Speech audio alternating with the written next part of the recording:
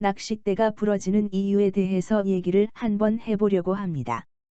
제품이 출고 당시의 불량으로 나온 제품이 아니라면 사실 낚시하는 과정에서는 돌 같은 곳에 부딪히지 않는 이상 부러질 일은 없다고 봅니다. 먼저 합사나 모노 또는 카본 라인 등 한 가지 라인으로만 낚시할 경우를 생각해 봅시다. 만약 라인의 인장 강도와 낚싯대의 허용 응력, 릴의 드랙력 세팅이 위와 같다고 가정하고 20파운드의 장력이 라인에 걸린다면 드랙이 4파운드를 감당하므로 낚싯대에는 16파운드, 20-4 등호 16의 힘이 가해지게 됩니다. 그런데 낚싯대의 허용 응력이 15파운드인데 16파운드의 힘이 가해지게 되니까 결국 부러지고 맙니다. 드랙력이 좋은 릴을 찾는 데는 다 이유가 있는 거겠죠.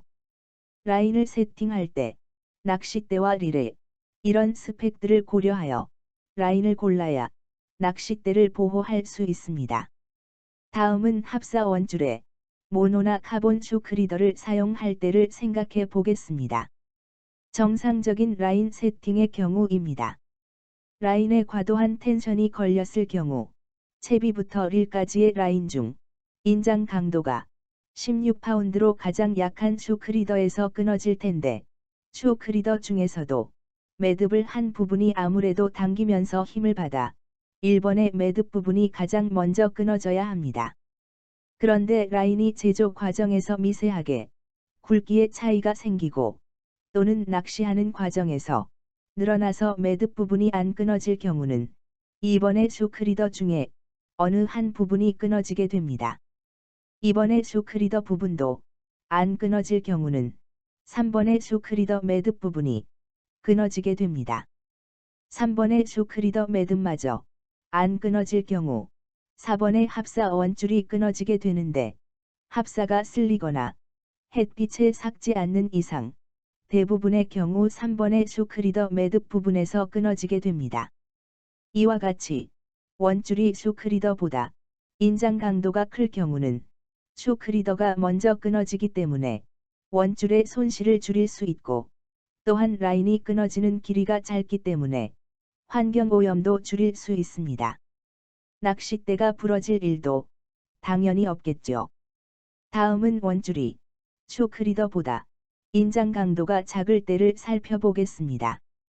정상적인 세팅이라면 과도한 텐션이 걸렸을 때 1번부터 끊어져야 하지만 합사 원줄보다 슈크리더의 인장 강도가 커서 3번의 슈크리더 매듭이 끊어지거나 4번이 끊어지게 됩니다. 3번의 슈크리더 매듭이 끊어지게 되면 슈크리더를 다시 묶어야 하는 번거로움과 시간이 소요되게 됩니다. 3번도 끊어지지 않고 4번도 끊어지지 않으면 결국은 낚싯대가 부러지는 참사가 벌어지겠죠. 슈크리더를 사용할 경우 슈크리더보다 합사 원줄의 인장 강도가 높아야 하고 낚싯대의 허용 응력은 원줄의 인장 강도 빼기 릴의 드랙력보다 높아야 합니다. 지금까지는 라인 세팅에 대해서 알아보았고 다음은 낚시를 할 때 낚싯대와 라인과의 각도에 대해서 알아보겠습니다.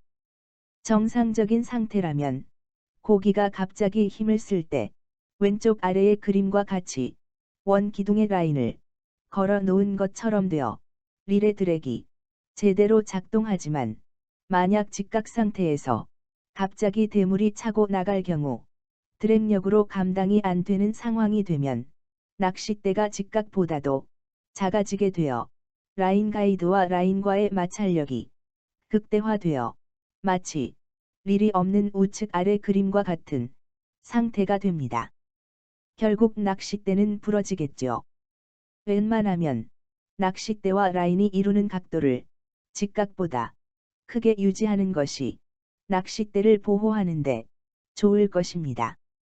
물론 낚싯대가 미디움 라이트, 라이트, 울트라 라이트냐에 따라 차이는 있겠지만 대략적인 원리는 이렇습니다.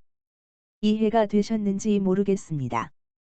공부하시느라 머리 아프셨을 텐데 작년 7월 달에 잡은 59cm 쏘가리 감상하시면서 머리 식히세요.